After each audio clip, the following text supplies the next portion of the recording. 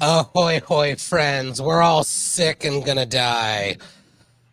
Not really. Live long. Just most Live of us. long. Welcome to the Salon. I'm excited to see everybody. I got it. I finally got it. 4 years in, Ms. Rona has paid me a visit. I am one of four people who went to the convention from the Salon, and of the four of us, we all got sick, but only one of us has Miss Rona. We've all been So testing, far. and I'm the only one who has it. Ken, I'm going to go ahead and encourage you to mute yourself while others are speaking. Thank you so much. We're back to normal. While others were feeling a bit of a convention crud, I got Miss Rona. It's my first visit. I am excited to say that thanks to science, I am feeling generally fine. My voice is just slightly deeper. And my nose will not stop running. Will is also sick, but with non-COVID. So congrats to you for being sick without even going to a convention to make it happen. Hooray. Sympathy illness. Yes. Matt is also going to be with us in the chat, we believe, shortly, if not already. I am still super excited since we don't film in a studio together to be a part of the Salon. I live alone and I stream alone, so I can be here otherwise taking it very easy. But I did not want to wait to talk about the convention. I did not want to wait anymore to talk about these episodes of Star Trek Prodigy. So we're going to get into it. I want to say hello to our audience. Thank you all for joining us. Also, a quick shout out to DT, who I met but did not realize I met at the convention. It was later when all of a sudden I was like, oh yeah, that's DT. I'm like, well, damn it. I should have been friendlier. I wasn't rude, hopefully, but I was out of sorts and apparently catching COVID. So it was probably good that we didn't interact. Joanne, Krista, neither sick nor going to the convention. How are you all? It's 8. What is it? 8:30 here. It's still 98 degrees, hotter than Hades. It's I had to vacuum out the pan underneath my air conditioner in the attic. Let me tell you, that's fun. Trucking one of those shop vacs up there and filling it with water. I'm handy. Love it. Joanne, how are you? I am well, my dear. No complaints. Cool. Happy for you. I really am. I truly I was like, fuck you. I'm just slightly bitter about That's normally this. my but line. I am happy for you. Super bummed that you all couldn't join us. I know our two ladies of the Salon and Will wanted to join but couldn't this year. Next year. 3 ladies. All 3 ladies could not join us. But hopefully next year. It was a super fun time.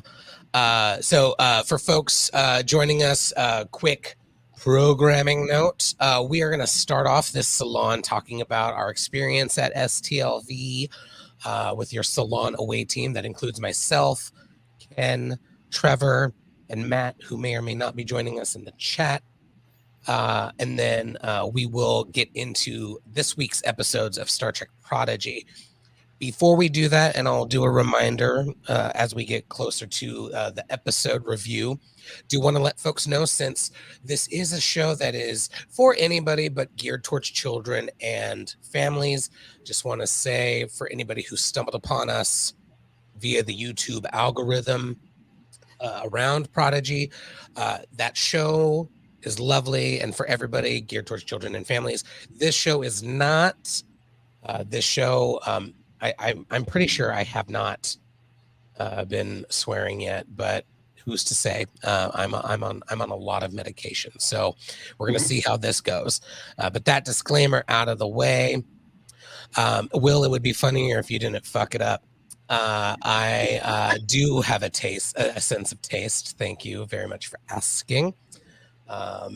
Just in time for that disclaimer. And with that, I'm gonna sip my tea, and then we're gonna get into it. I almost took it down the wrong pipe and was going to start coughing. I caught myself. I'm a mess. Let's get into it. Let's talk about Star Trek Las Vegas. Yay! I don't have a video for it because I was in bed all day. Star Trek Las Vegas was lovely. Balls. None of my cosplay fits this year, so I got to be super comfortable. It's the upside. Lots of fun panels, and the best thing, of course, was hanging out with my Salon crew and being able to meet people. This year, there were some people from other franchises that were part of the fun that we'll talk about, and some interesting tidbits that we learned at some of the panels that we're excited to share. So with that, let me pass it to Ken. Ken, what were your thoughts on STLV this year?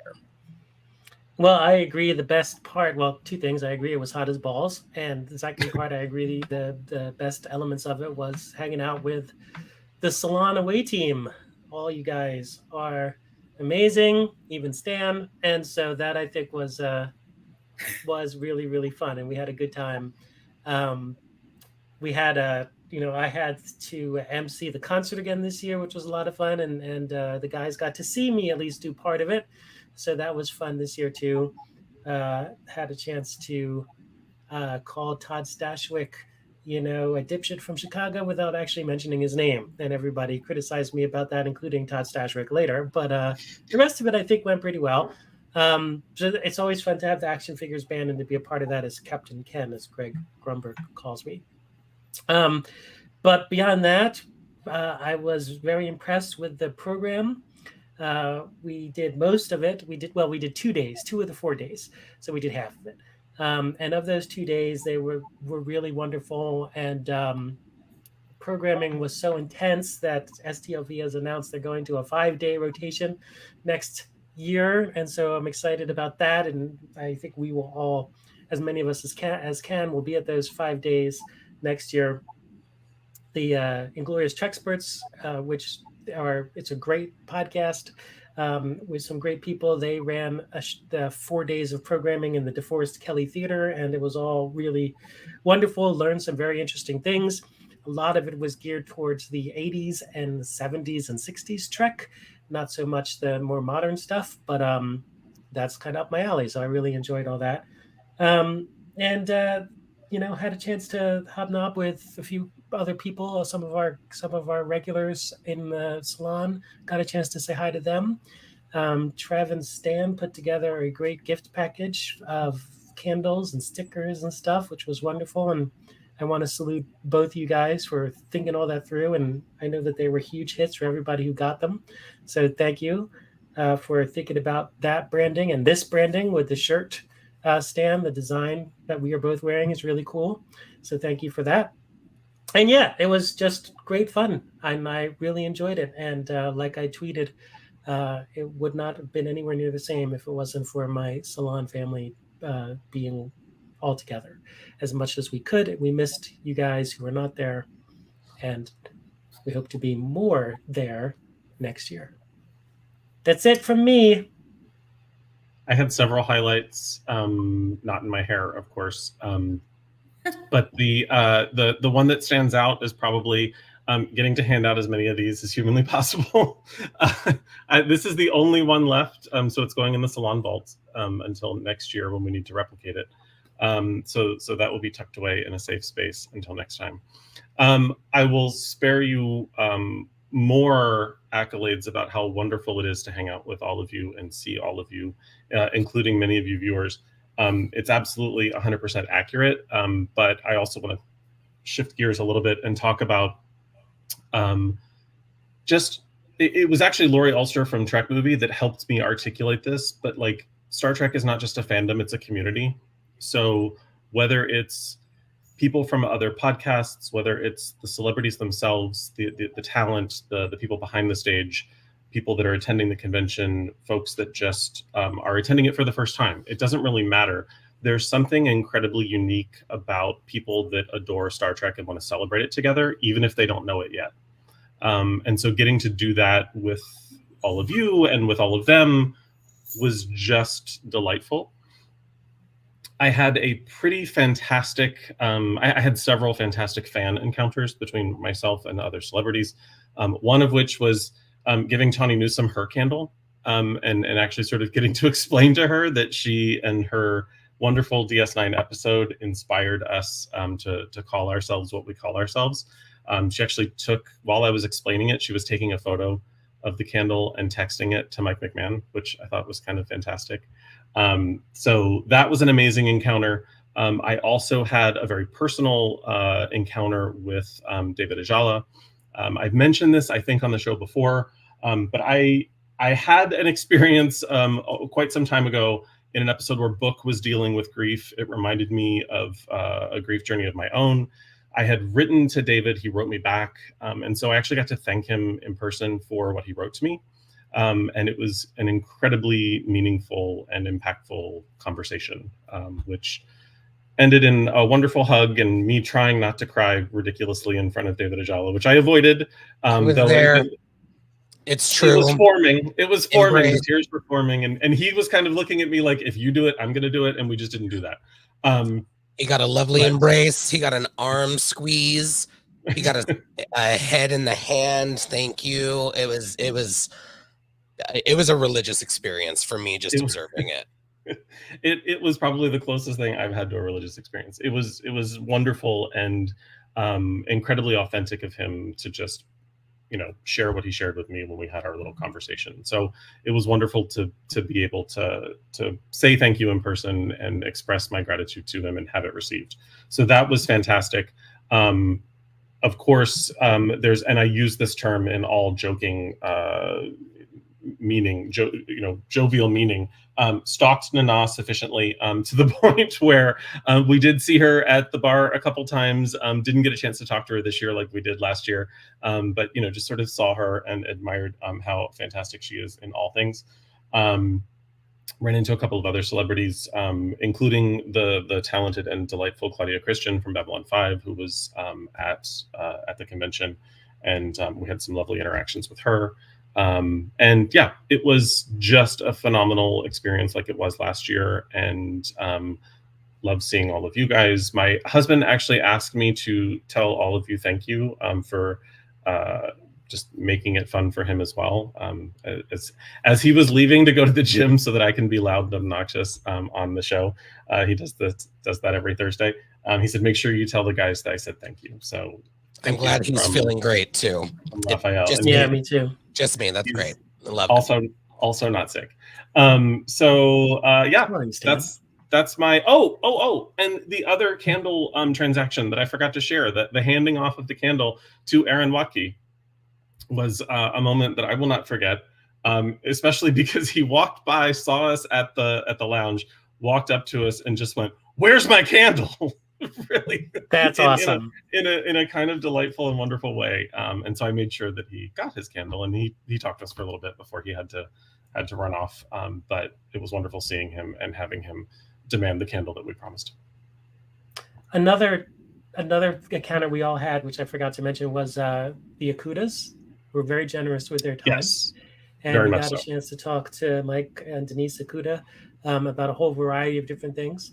We got to talk to them about. I talked to them about the TOS remaster, which was a lot of fun to talk to him about. To talk to Mike about that, and also about Star Trek in the For All Mankind universe, which was a lot of fun to talk to him about that. So that was really, really wonderful time, and they were very generous with their time. We just saw them in the exhibit hall, and it was great to speak with them. So, yeah. And you're muted or something.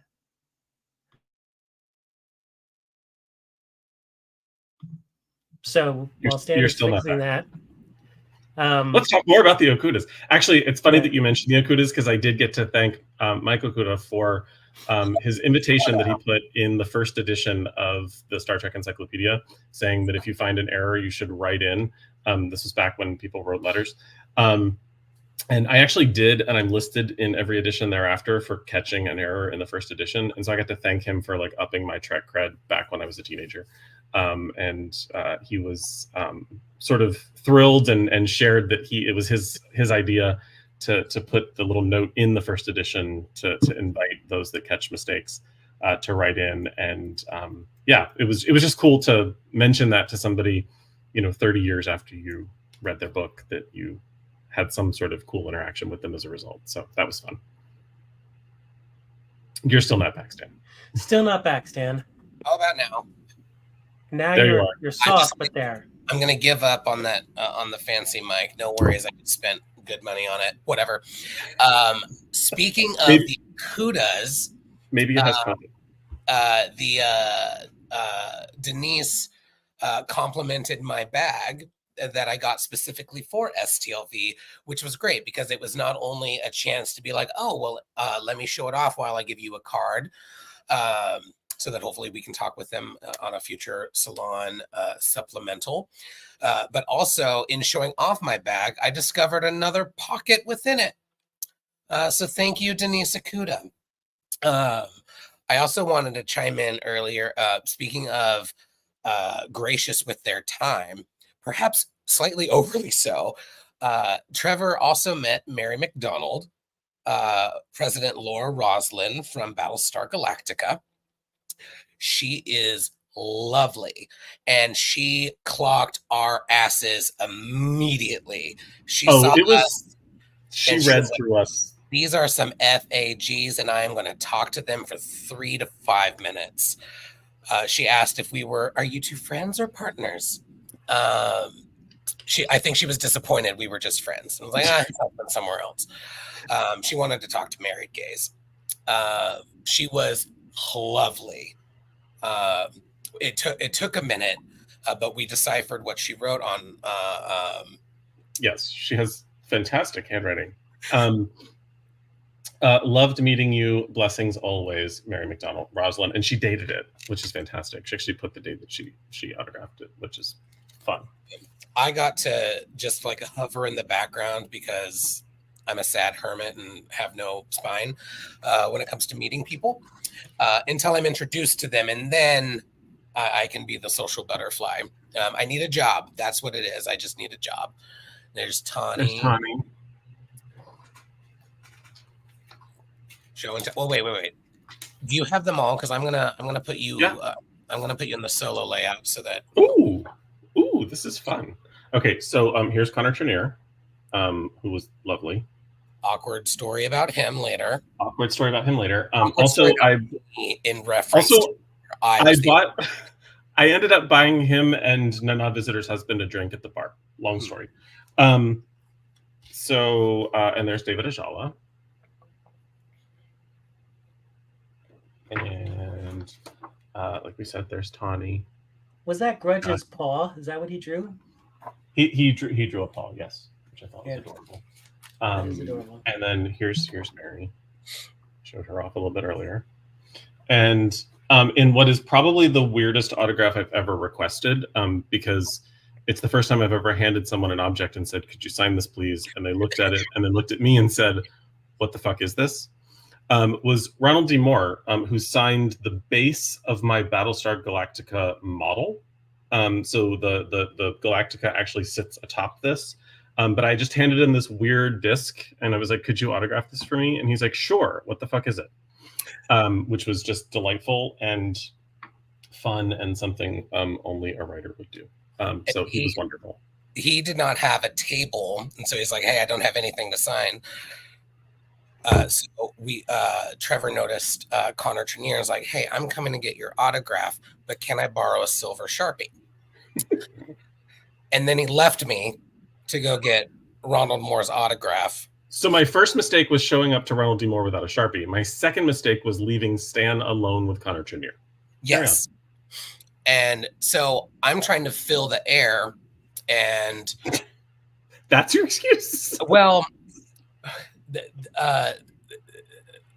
Trip Tucker has a very special place in the pantheon that is Stan Williams. And I was trying to tell him this story, and I realized I don't know exactly how I told this story. This will not be completely accurate. I'm going to clean it up as best I can, because not that it was gross or weird, except that it was a little gross and a little weird by accident. Because what I was trying to say was something along the lines of, Enterprise. I said, I love your podcast. I really loved Enterprise. It came out around the same time I was coming out. And what I was trying to express was Star Trek was important to me, etc. What I ended up saying was some variation of, as I was coming out, those decon chamber scenes were illuminating for me. And then I realized, oh, I just told this man I used to jerk off to him, which was not my intention. It was definitely not my intention. And I was like, I'm gonna go the first. I'm gonna go see where your Sharpie's at. But you did.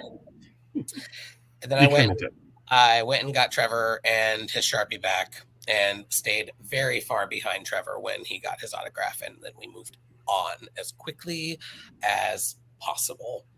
I'm a very awkward person, and it's not intentional. And Connor, I'm sorry. And also, thank you. Panels. Let's talk about panels. We went to a couple really fun ones, or at least I did. The ones that I would highlight that I was at, Kate Mulgrew and John Delancey were paired up for a panel, which I at first I thought, like, well, sure, they did a couple of episodes, whatever. They have wonderful chemistry. They've known each other for forever, obviously, but they're also really good friends. And so the questions from the audience ended up being really wonderful. In particular, I will be slightly bitchy about 3 other panels that I went to that were the writers' panels. I'm interested in writing, and so I was like, let's go see. The Voyager panel was unfortunately super weird because of the hosts. It was awkward. Yeah, I don't know what they were on, but they were like, Matt Mira, for whatever reason, was being critical of Voyager in his questions of the panel, which put Brandon Braga in a weird position. And then he was kind of odd at the Enterprise panel and the Voyager panel. It kind of seemed like he was just didn't want to be there, didn't really remember anything. It's like, whatever. But the panel that I did especially love was the 30th anniversary, or 35th? Mm-hmm. 30th. However many years it's been since Star Trek Generations. Yeah. That had Brannon on it, Ron Moore, and the director, whose name I forget. I apologize. David Carson. Thank you. Really wonderful panel, moderated by Scott Mans, if I recall correctly. Yes. Who did a lovely job at this panel. And my favorite tidbit from it was learning from Ron Moore that they had originally pitched crashing the Enterprise D as a cliffhanger in season 6 going into 7, but it was too expensive to pull off. So there you go. Trevor or Ken, do you have any panel tidbits to highlight before we move forward? Yeah, sticking to the Generations panel, I agree. That was wonderful. Scott Mans always does a great job with interviewing. He does it for a living on KTLA. But I think that the thing I learned that was very interesting is that it was Ronald D. Moore who suggested that Kirk should be shot in the back, which is as he originally was before they did the reshoots, and that during that panel, Ron Moore said, "I got the idea from how John Wayne died in the sands of Iwo Jima." But before he said that, David Carson was saying, well, we just never got this to work. It just didn't work. Then Ron Moore said, well, the sands of Iwo Jima was my inspiration. And at that moment, David Carson said, you never told me that. If I knew it was the sands of Iwo Jima you were going for, we probably could have got it to work better. But you never told me that till right now, which was really fascinating to see how that dynamic was 35 years later, and the communication between the writers and the directors sometimes. But as we all know, that as it was shot, didn't work. It got terrible response, and they had to go back and spend $3 or $4 million extra dollars. And that they had said while they were doing it, David Carson, the director, called up Paramount and said, "Look, we're here. I know this is not going to work. This is not going to work." And so the writers said, "No, you're going to do it the way it was written. We're going to shoot it." And tough. We're not going to trust your instincts. We're going to do it as it's on the page, and then ultimately, did they have to go back and redo it, including the bridge collapsing? The bridge across the not the Starship Bridge, but the bridge that collapsed that Kirk was under. All that wasn't originally intended. So it was interesting to see that discussion 35 years later about the end of that movie. My panel highlights were, besides the already mentioned Kate and John, which was brilliant, Trectivism, which was placed in the smallest room to hold panels and needed to be placed in probably the largest. It was almost impossible to even stand in that room. So Trek fandom and the Trek community wanting to contribute in a wonderful way to all that Trectivism is, and all the various iterations of it was lovely. There was a lovely panel hosted, I believe it was hosted by Chase Masterson. I couldn't tell because we came in a little bit late and there were a lot of folks on the panel. I believe it was Chase hosting for I forget what the name of the panel was, but essentially it was around her Be Kind campaign, and it was lovely and very energizing. There was a toast at the end of that panel to the late Aaron Eisenberg, which was also wonderful. Sirach spoke very nicely during that. There were lots of nice words said about Aaron. Aaron's widow was present, Melissa Longo, who I got a chance to speak with, and also give her a wonderful Kindle. But Melissa was delightful. I spoke to her at one of the bars one evening, and we were just chit-chatting, and she's a delight. And last but not least, there was a panel hosted by the folks at Trek Movie regarding the current status of Star Trek and its future, and included many of their writers and contributors. So that was wonderful to listen to, and also hear the very eloquent responses and incredibly diplomatic responses by Laurie Ulster, who was fantastic at responding to fans that don't like the new stuff. She has a particular talent at responding to those types of concerns and criticisms that is the stuff of legend, in my opinion. So, and that's STLV. Hopefully everybody can join us next year. It's going to be a lot of fun. And with that, we are going to move on to setting an intention for this episode. But just going to give it once, thrice, twice, different order of numbers, because I'm losing my mind. I'll stay for setting the intention, but I have a very, very early call time tomorrow, so I'll leave after that. So we must have your intention, and then you may depart.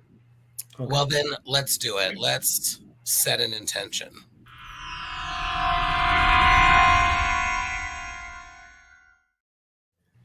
I was worried that Kindle was going to go out while you were looking for that button. Yes, to set an intention this evening, I thought it would be fun if we went around the room and discussed what if Star Trek Las Vegas wasn't in Las Vegas? So let's go around the room very quickly and share what city we would love the largest U.S. convention to take place in. If it suddenly couldn't be in Vegas, I will start, as I always do, and I'm just going to selfishly say Palm Springs. I think we could handle it. We can handle Coachella. We can handle Star Trek. Bring it. It's the same weather. It's not like it's not going to get any warmer. It's not going to get any cooler. It's just going to be the same biz. But it'll be easier to get to different restaurants, and we can have a big ass salon pool party at my house. So that's my answer. We'll go to Joanne next. Joanne, dear, where would you like the largest U.S. Star Trek convention to take place if it couldn't be in Las Vegas? Well, clearly Nashville, and I guess we'll get our trial run in another month or so. But in same fashion, if we can do, what is it, Bonnaroo, we can definitely do Trek. Although that's really Manchester, but same. So Nashville it is. Setting a course for Nashville. Krista, dear. Yeah, I suppose it would be easy to say New Orleans, but no, I'm actually going out of the country. In honor of episode 8, I'm going to suggest we all go to a spa. It's called Zoetry. It's in Punta Cana in the Dominican Republic. And it smells wonderful and it sounds wonderful and it has outdoor showers and it's lovely, and we can all feel our feelings and enjoy our panels and all of that. So Feels like a convention of intention. a convention of well-being and probably a lot of hallucinogenics. I'm not advocating, but I'm also not judging. You do. This is a safe space. This is a safe space. Do it. Ken, my love. So I am going to say that this big Star Trek convention should happen in the city of brotherly love, Philadelphia. And not because of my personal connection to the city, but also because Philadelphia has a long and important role in Star Trek's history, because it was Channel 48 in Philadelphia back in the early 70s that decided to buy Star Trek and start stripping it across 5 nights a week, and was one of the cities that started the syndication generation that made Star Trek what it is today. So Philadelphia is where we should have a gigantic Star Trek convention. I love it. And I love the explanation. Will, dear. I had 2 options. One, selfishly, would be Washington, D.C. because of our future to be Vice President Tim Waltz apparently is a Trekkie. So I would say that would be fun. But also, why not San Francisco? Hello. Starfleet headquarters. Why is it not in San Francisco? And also, makes too much sense. It's not nearly as hot there. So. And the San Francisco one that they do is not actually in San Francisco because the airports are not in San Francisco. No, it's not. But it should be in San Francisco. I will say the cosplay options and opportunities in cooler climates is more appealing. Also, nudity on the street. Just saying. Only in the so many problems. Yeah. So many problems are being solved. Fearless leader, take us home. I think I'm supposed to selfishly also say Los Angeles, plus a whole bunch of them are already here, so getting more people involved would be easier.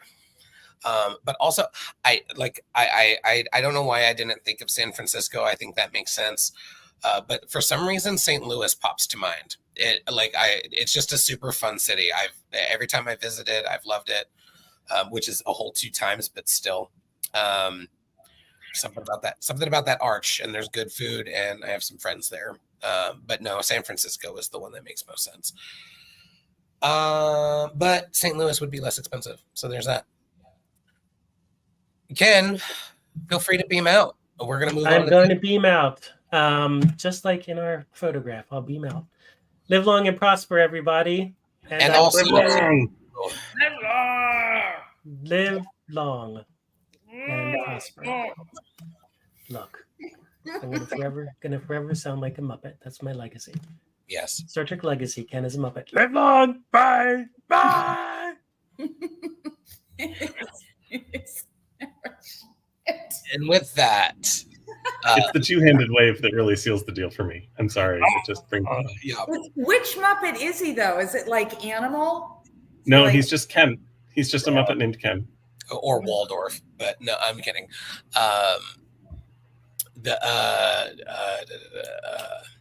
He also kind of gives Fozzie vibes. He does give Fozzie vibes. Ooh, Waka Waka. Yeah. Waka Waka. Should we talk about Star Trek Prodigy? Sure. Let's do it. Let's talk about episodes 7 and 8.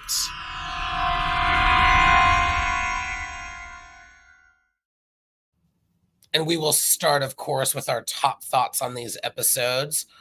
Quick reminder, episode 7, we get a fun race with the Kazon.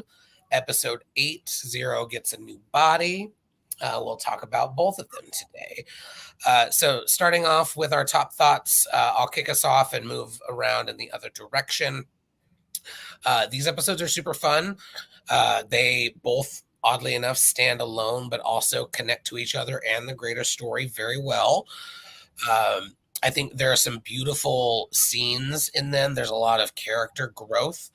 And my slides are gone, so I will pull those back up because there we go. Starting off in episode 7, we get a fun little connection to the Borg with the transwarp corridor. We also get let's just be honest with ourselves. The greatest villains in Star Trek ever return with the Kazon. Those are my top thoughts. My top loopy. I am doing my best on this medication, and I have COVID, but I'm isolated. Don't worry. Thoughts. Will, what are your top thoughts on these 2 episodes? I completely forgot about the Kazon one until I watched it before this. So I guess it doesn't bode well. I think they fall well within the storyline, but like these 2 episodes, I just the Kazon one I kind of was a little lukewarm on, and then the one with episode 8 with Zero getting a new body, I thought it was great character moments and it was a good episode. But I don't know. I don't want to say filler, but I feel like they don't have as much impact. It's definitely a kind of like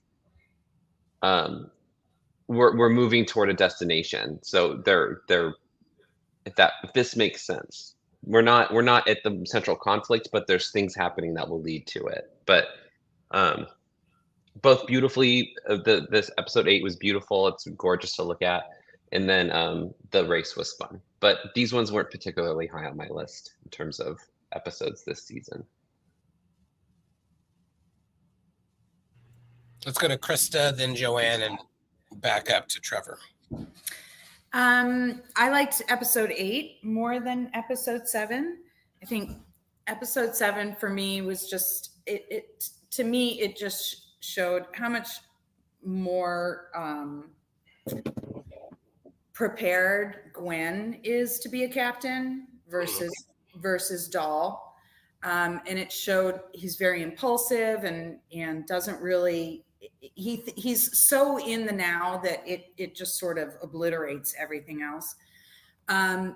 What I liked most about episode 8 was that I think it made it really, and I don't know, maybe I just noticed this and this was completely accidental and nobody meant it, but the switches of the characters in the wrong bodies on the ship were very purposeful.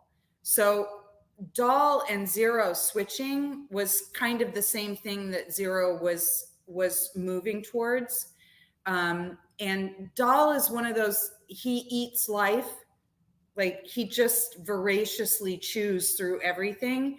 And it was nice to see that on the ship, that Hollow was actually also able to experience what it was to taste food and to taste drinks, and that simultaneous to what was going on the planet. I was a little concerned that somebody is as intuitive as Zero would not ask first, do I have to stay on the planet before I get into the little pod? That didn't make a lot of sense to me. It sort of reminded me of that movie where the 3 people happen upon the utopia group of people, and it ends up where the people are sacrificed. I don't know. It was a very popular movie. Florence Pugh was in it. It was like synopsis. I have no idea what you're talking about, but I want to see it. It's a very controversial movie. It's an excellent movie. It's a horror movie, but as soon as they were like, well, fear is the thing that you're going to have to face while you're being chased by what appeared to be a flying stingray. Are you talking about Midsummer? Yes. It was very midsummer. And I was like, Zero, take the fucking headdress off. Number 1, just take the fucking headdress off. Okay. Let's use our heads. Number 1. But I liked that it came back to the first episode where Zero really wanted to have a physically tactile life, and in this getaway spa rehab, they got to experience that. Also, I thought it was kind of a funny, like my head always goes to dark places for these kids shows. I don't know what that's. I don't have children, so I'm not going to fucking apologize because I don't have to like worry about what happens to my kids. But these shows make me go to a very dark place in my life, and so I'm always thinking of the like, how could this go dark? And to me, this is it. It goes to whatever the movie that Stan put up. Anyway, loved them. Great fun. And those are my first thoughts. So on rewatch, I kind of realized I didn't watch the ending of episode 7 the first time, or I guess I didn't really know what happened. So watching it this time, I was struck by how well actually the themes that of these two episodes really hung together. And that 7 had a direct influence kind of on 0 um, in episode 8. And episode 8 was fascinating to me for a number of reasons. Um, Zero's whole arc with their body has been provocative, I think, and raises a lot of questions, coded on a number of levels. And I found another theme watching it this time that I had not expected. So um, it was an interesting ride. Yeah. Interesting is the best possible description of episode 8. I will say I was a little critical 2 weeks ago of 5 and 6. I feel like I'm back on the tracks in terms of these episodes do fill a purpose other than simply pushing the story, which I felt like 5 and 6 did. So I was a little critical back then, but happier now.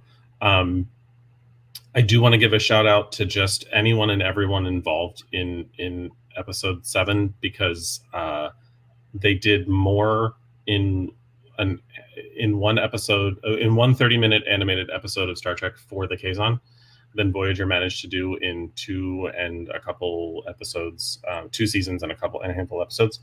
So that was delightful. There's so much to say about 8. I feel like 8 could be a several hour lecture that far exceeds the amount of content that's actually there in the 22-minute episode. It's both beautiful and problematic all at the same time, which is an interesting sort of poetic way of encapsulating all that it attempts to describe, even though it's intentionally doing something to a character that is, I don't know. I feel like this episode also does more for what it tries to do than Melora ever achieved in DS9. Because that episode was so flawed, and this one presents problematic issues that I feel are better addressed later. I don't want to give spoilers because I know Krista's watching as we go. But I feel like this sets up some better resolution. Unto itself, lots of problems. The solution that comes later, the solution to the story, addresses those problematic concerns a little more head on. Yeah. It seems like a bit of a after school special of, explaining why, Uncle John went to rehab. The way they presented the feelings, it was almost like an opiate. It was like you have these feelings, and then you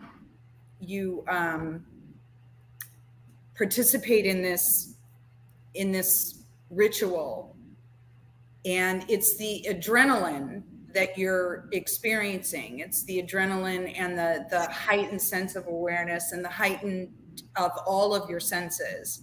And you come back and, I never want to not have that anymore. And for me, that's problematic because it's not, it's reality doesn't work.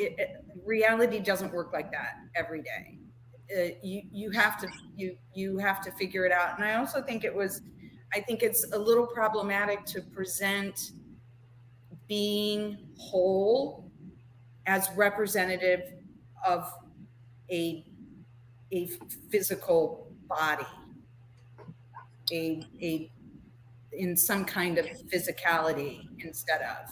Tall and that's and overthinking it way too much. But I don't know if kids get that, but me as an adult watching it, I'm kind of like, I would rather not encourage my kid to go,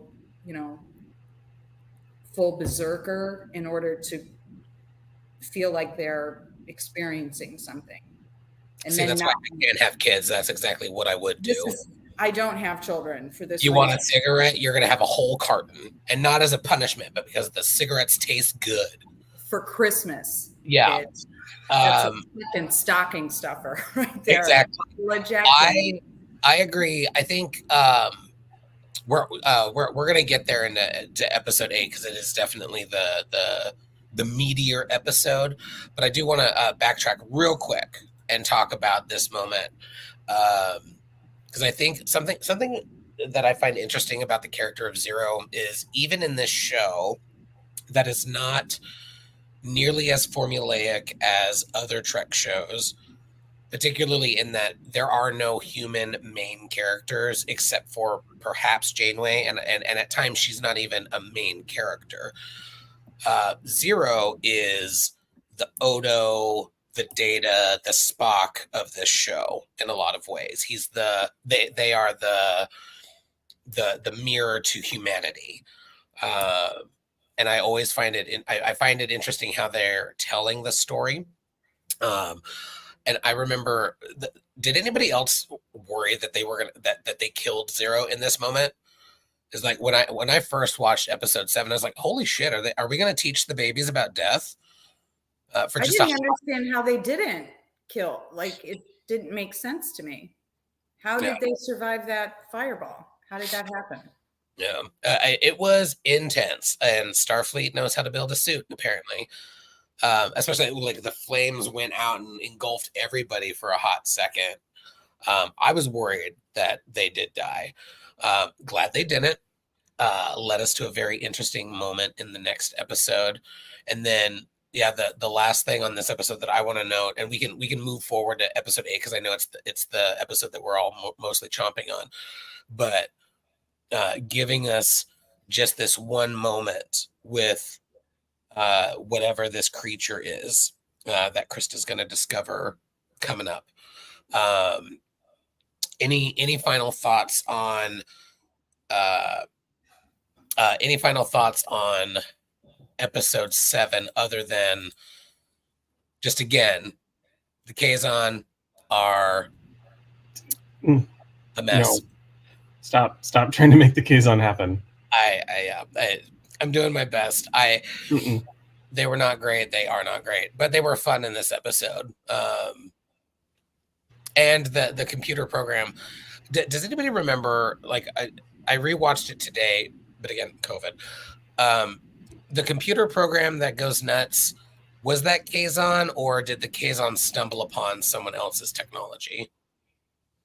Again, it sounded. I assume that they stumbled upon it. I don't think the Kazon ever find or develop their own technology. They seem to take it from other people. Like, even they said that their ships weren't theirs, that they had the trade, they stole those from the trade. Yeah, they had taken them from someone else.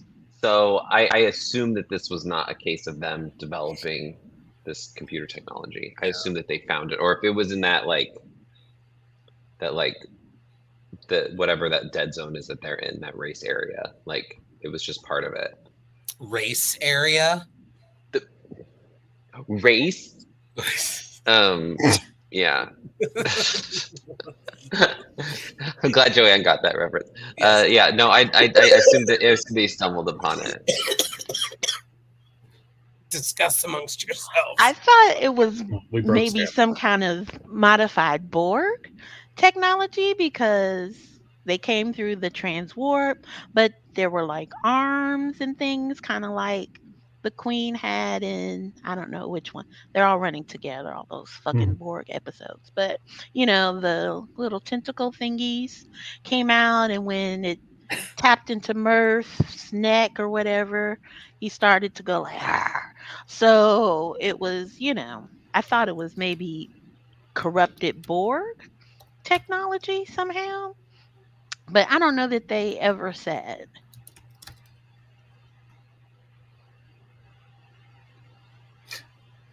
I'm sorry, mine's going to be off topic. Well, Sort so of. was I. I just wanted to highlight how pretty this ship is.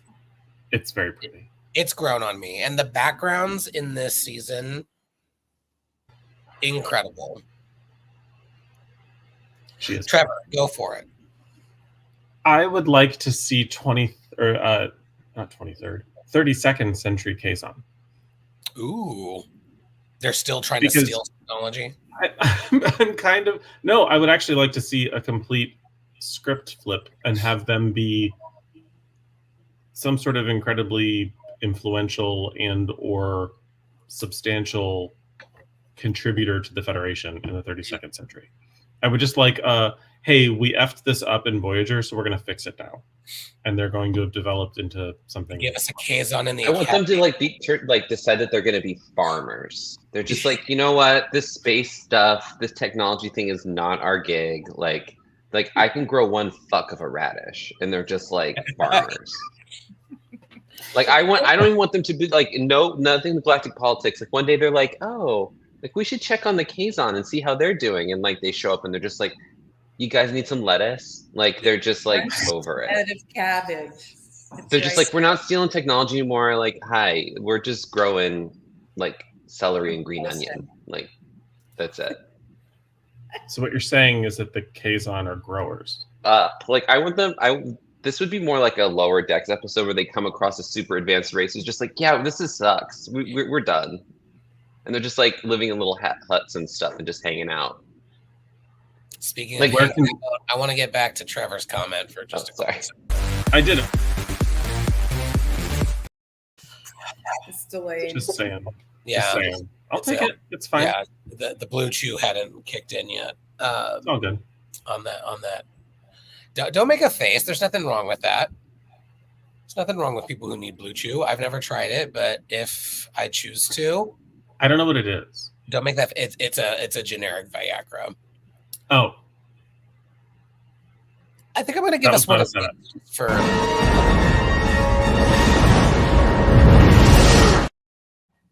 Just for is that my fault? No, that one's me.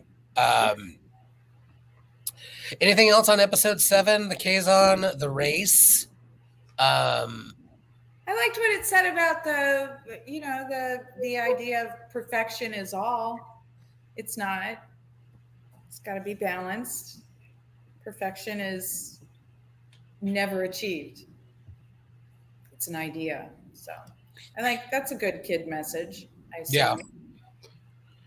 Look at us finding kid messages. It's a good kid. I mean, what the fuck? It's a good kid message. I'm sorry, Stan. I stepped on your segue. God damn it! Again, it's fine. Listen, Ken's not here, so somebody needs to. And speaking of, wait, what was the? God damn it! What did you say? Perfection, not being. Perfection. You know what? Well, listen, we're going to talk about this next episode. Mess. I am a mess. As we've alluded to, episode 8 has some interesting themes. I know we talked about it a little bit when we discussed our overall season 2 impression prior to getting into the episodes. And I know Krista wasn't able to be with us because she is watching these as we go along through them. And I agree with everything that's been said. I know Joanne and I talked about this, and Trevor was talking about it earlier tonight. My first watch of episode 8, I was like, I don't like this. This is problematic. This is This is neurodivergence going in a weird way. This is disability going on in a weird way, which is very Trek. It's very Trek. Like, what if we made the disabled character a straight up bitch? Like, what? What if we make the doctor a creep to her, or with her? And what if she liked it? Like, Trek doesn't do disability well, and so I was concerned. Also, I listen. As a hefty person myself, I noticed that all of the bodies were tall and thin, and that bothered me. I'm just going to acknowledge that and move forward. I think it's a little weird that they were all about experiencing everything and just gorging themselves, and they all have perfectly metabolized, tall, thin bodies. Who has thoughts? I'm gonna go into my own internalized fat phobia rabbit hole if I don't get interrupted. Krista, you had your hand up. I'm going to say that it wasn't that they were just tall in that kind of trope. They were homogenized. There was very little that distinguished them, and it was proved true through the episode, because when they were looking for Z, they were, knocking on other people going, hey, and it's not them. The only thing that really distinguished was whatever accoutrement they were wearing, whatever decorative embellishment they had. But they were homogenized in a way that is like, if I'm really honest, I'm going to go dark. If I'm really, really honest, watching this episode, I was like, this is a fucking cult. They take who you are as an individual and they strip away everything that makes you different and put you into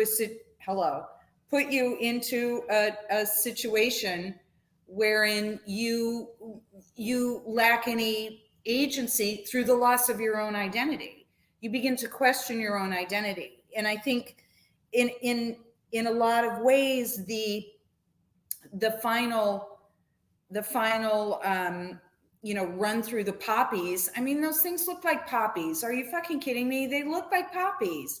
It's like, it's this idea that anything short of that is not living. And I was like, this is very weird. And they didn't let Z know. It wasn't a full disclosure thing. It's always like, we're going to let you run this so that you can truly feel.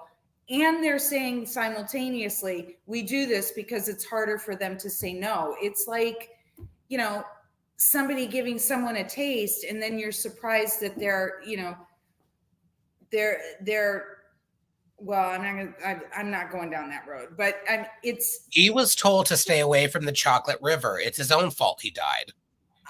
I'm just saying there was no full disclosure. It had very creepy kind of culty vibes. And additionally, I think that's the point, though. The message was, you cannot leave. You don't get to take this with you. So what is he getting? And what are they getting in exchange?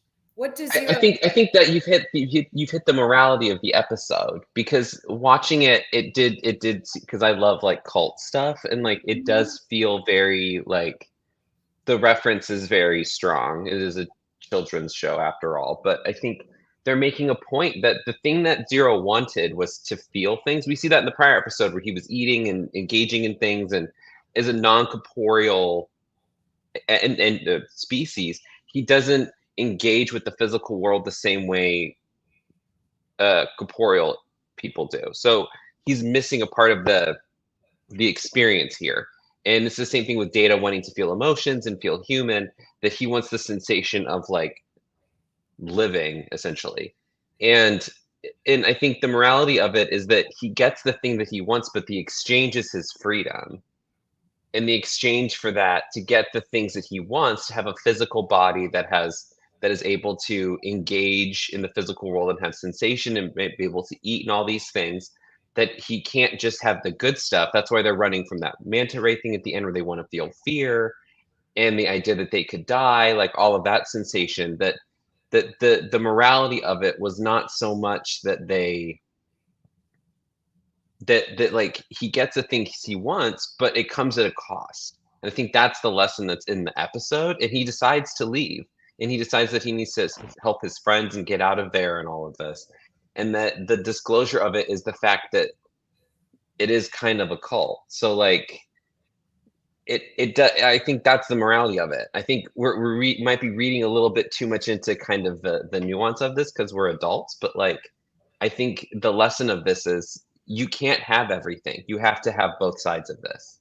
Like if you want to feel all of this, you have to engage in this perfect society where you get to feel this. You're losing something. And he says, if I leave here, then this body will deteriorate, which is the same for if he did have a physical body to a certain extent. So I think that in his character, because he engages differently after this. So I think that's the moral of that episode is like, you can have this, but you're going to have to give something up, and you're giving something up to people that maybe don't have your best interest at heart. And I think them not disclosing all of that stuff is not, it reads nefarious. It's like they're kind of like, we're looking for that nefariousness of this, but I think that they're just like, we all want this. Why would they not want this too? Don't be ridiculous. Everybody wants this. Everybody wants this. Yeah. Joanne, what were your thoughts? No, I think you're right. The point of the episode was, about, and it really was set up in 7, because 7 ended with Zero sacrificing themselves for their friends, right? And so then they encounter upon this planet. Well, the non-corporeals reach out to Zero, and at first they're not going to, make the trip. And Gwen reminds them of Zero's sacrifice and says, Zero sacrificed themselves for us to save us, right? So we're going to do this for them.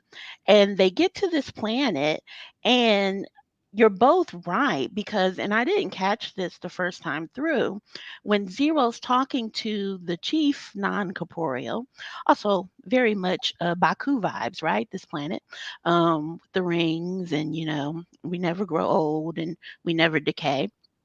So hat tip there. But Zero says, tell me about this transfiguration. And that's very specific, very religious language, right? About moments, transfiguration of change in form and appearance, but also a spiritual and an emotional change. And Christy, you said earlier about it was almost like an opiate. I mean, but it very much is. Religion is the sort of, the opiate of the people. I mean, so they're very religious kinds of things about sacrifice and um feeding the physical body, but somehow the physical is the spiritual and the emotional, and they're all tied together, but that ultimately you kind of have to sacrifice.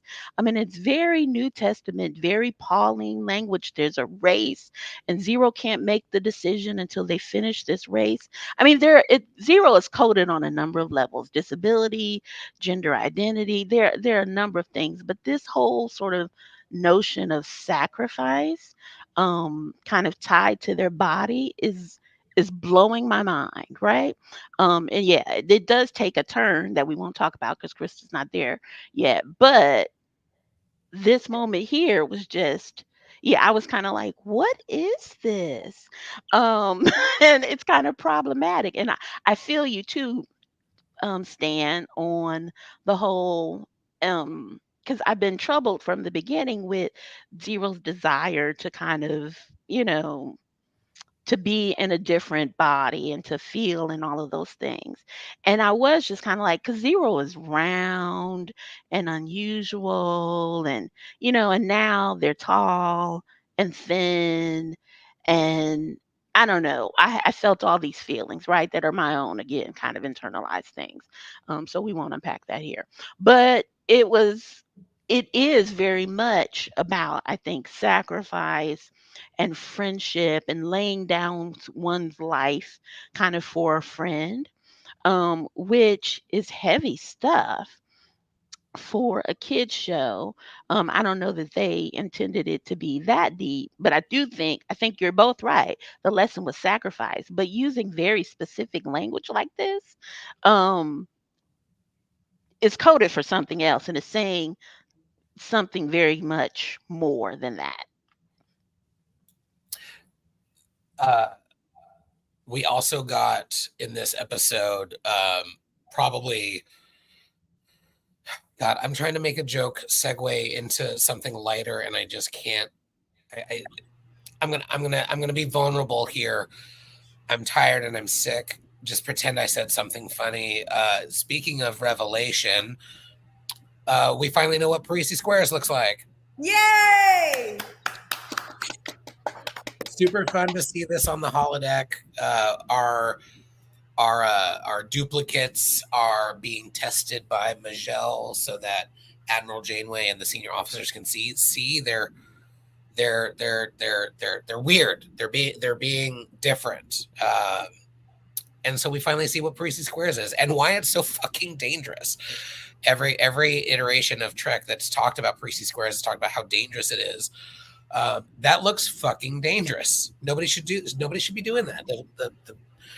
The playing field should not be moving. But it looks fun as hell. Who wants to play? I would play that. It's like floaty racquetball. Yeah, I would try it. I did how like they didn't with Parisi Squares. It wasn't like, oh, the square, like they're like, oh no, there's floating squares. Like I loved how literal it was, because like we hear about Parisi Squares and I was like, oh, this might be something where like there's 4 quadrants or something, like any type of squared stuff. Yeah, or something. Yeah, but not being like, oh, we just have a bunch of floating squares like that. I love that. Just like, we're not gonna think too much about this. Like, it's so funny. Like anytime there's a sport or a game in Star Trek, it has this name, and then it's like, oh, like the chess, like 3D chess. Oh, it's because there's different levels. It's not like you're going, oh, there's something going like. Yeah. It's a more complicated game. It's like no. It's the names are very literal. Yeah, like I want them to have like you're like the ball. Yeah. It's like, oh, okay. Yeah, I love how literal it is, but they're like, you know what? We're just gonna have these dangerous floating fucking squares. But now I want Spring Ball to be like a giant game of Cubert, where you're just like bouncing from like box to box. Yeah. You just did Spring Ball, and that just made me think. Maybe Go ahead. Sorry, I was just saying. I just love that this show keeps doing things that the live action series couldn't do. Like, Cetacean Ops, we heard all about it, but we never saw it. Now they're like, okay, here's a giant room with a whale in it. They can do that in an animated show. Parisi Square is the same. Like, how expensive would that scene have been in live action? Right. But just like random floating squares in animation, no big deal. So I particularly enjoyed that. I was going to say, maybe they were trying to make the comparison of Parisi Squares to the running through the poppies. It's essentially the same risk level, the same sort of danger, adrenaline, kind of roller coaster sort of thing. For those that aren't getting a new frame. Or not. Dead silent. Well, I was like, why do they have like Thor's hammer? Like, do you? Yeah, it's like Robert. Do you hit people with it? I would be into that.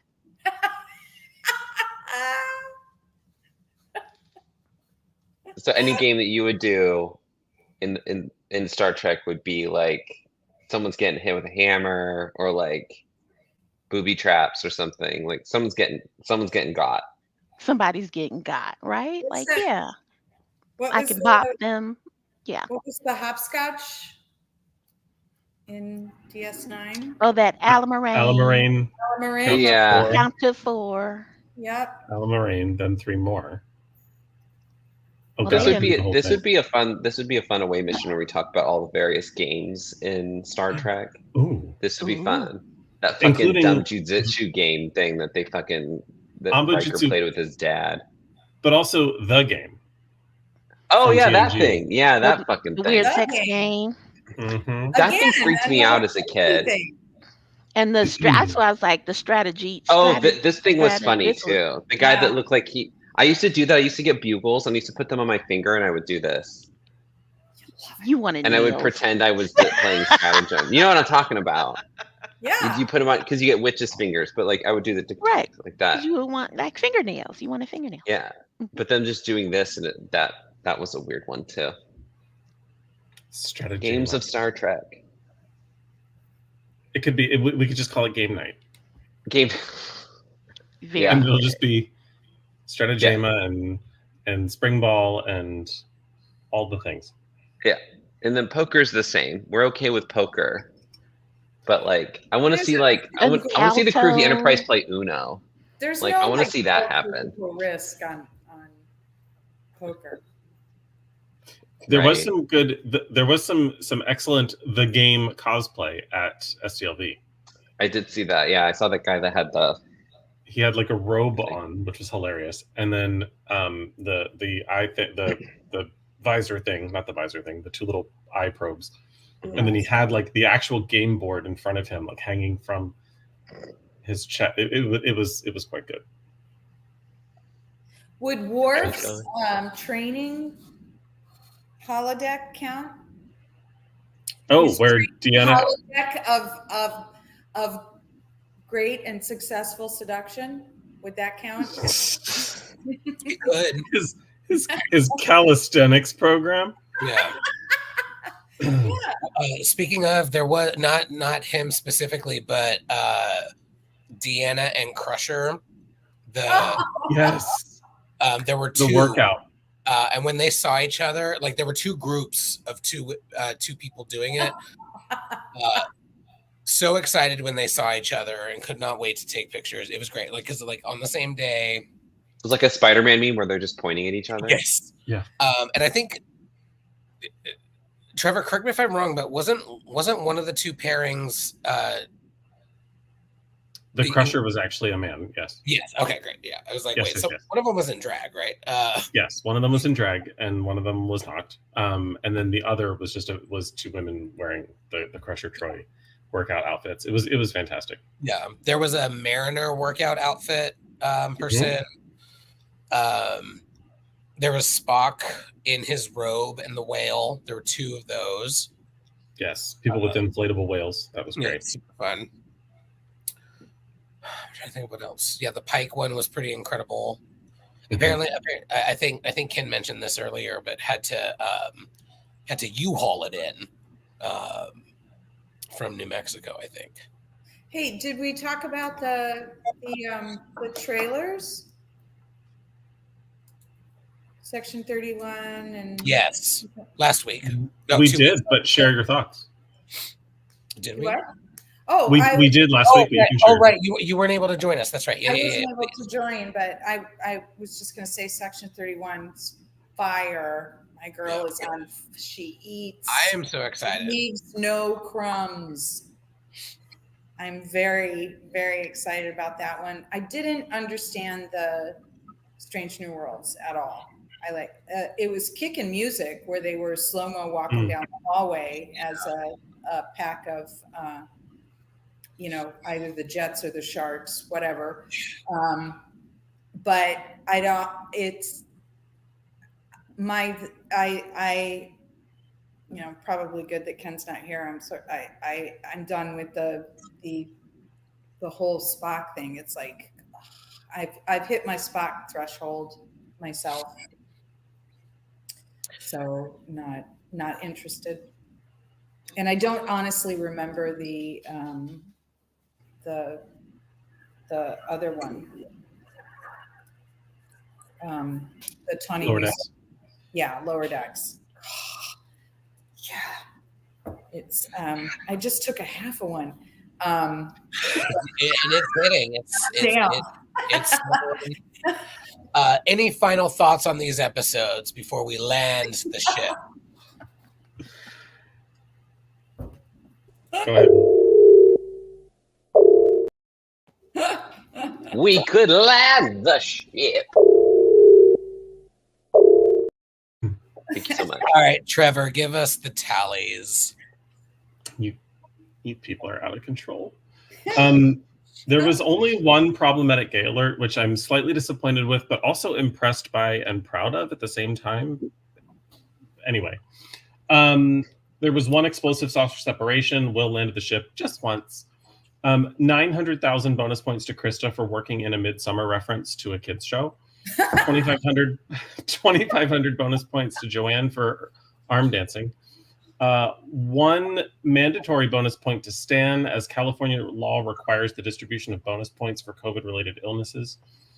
5,000 bonus points. Aaron, sorry, I got it. I don't want to trample over you, but that is the most begrudgingly given bonus point to me I have ever heard, and it's pure sympathy, and I will take it. Listen, I'm not going to fuck with state law. 5,000 bonus points to Aaron Waukee, Tawny Newsom, Sirach Lofton, Anthony Montgomery, and Claudia Christian for being celebrities that accepted a candle. Yes. They were lovely. Well, y'all, that's it for today. My apologies for being a little low energy today.